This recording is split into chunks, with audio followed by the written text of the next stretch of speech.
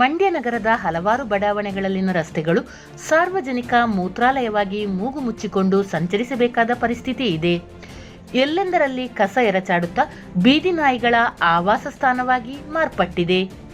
ಈ ಸನ್ನಿವೇಶವನ್ನು ಬದಲಾಯಿಸಿ ಆರೋಗ್ಯಕರ ಸುಂದರ ಪರಿಸರಕ್ಕೆ ಕೈಜೋಡಿಸಿರುವ ಡಾಕ್ಟರ್ ಎಂ.ಬಿ. ಶ್ರೀನಿವಾಸ್ ಪ್ರತಿಷ್ಠಾನ ಸದ್ದಿಲ್ಲದೆ ಕಾರ್ಯನಿರತವಾಗಿದೆ. ದಸಂಸ ನಾಯಕರಾಗಿದ್ದ ಡಾಕ್ಟರ್ ಎಂ.ಬಿ. ಶ್ರೀನಿವಾಸ್ ಅವರು ಬದುಕಿದ್ದಾಗ 10 ಹಲವು ಹೋರಾಟಗಳ ಮೂಲಕ ಜನಮನ ಸೆಳೆದಿದ್ದರು. ಅವರ ನಿಧನದ ನಂತರ ಪುತ್ರ ರಾಹುಲ್ ಪಿ. ಶ್ರೀನಿವಾಸ್ ಹಾಗೂ ಗೆಳೆಯರ ಬಳಗ ಒಂದು ತಂಡ ಕಟ್ಟಿಕೊಂಡು ಡಾಕ್ಟರ್ ಎಂ.ಬಿ. ಶ್ರೀನಿವಾಸ್ ಪ್ರತಿಷ್ಠಾನ ರಚಿಸಿ ಸಾಮಾಜಿಕ ಸೇವಾ ಕಾರ್ಯಗಳಲ್ಲಿ ತೊಡಗಿಸಿಕೊಂಡಿದೆ.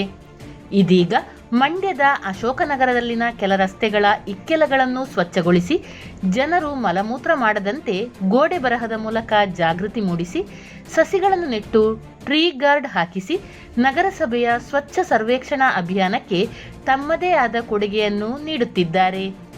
ಪ್ರತಿಷ್ಠಾನದ ಅಧ್ಯಕ್ಷ ರಾಹುಲ್ ಅವರು ತಮ್ಮ ತಂಡದ ರಕ್ಷಿತ್, ಚಂದನ್, ಪ್ರಮೋದ್, ಅಭಿ, ಮಿಥಿಲ್, ಸೂರ್ಯ, ಅಲ್ತಾಫ್, ಸಚಿನ್, ಮನೋಜ್ಞ, ಲಿಖಿತ್ ಮುಂತಾದವರೊಂದಿಗೆ ನಡೆಸುತ್ತಿರುವ ಈ ಸ್ವಚ್ಛತಾ ಸೇವೆಗೆ ಸ್ಥಳೀಯ ನಿವಾಸಿಗಳು ಶ್ಲಾಘಿಸಿದ್ದಾರೆ.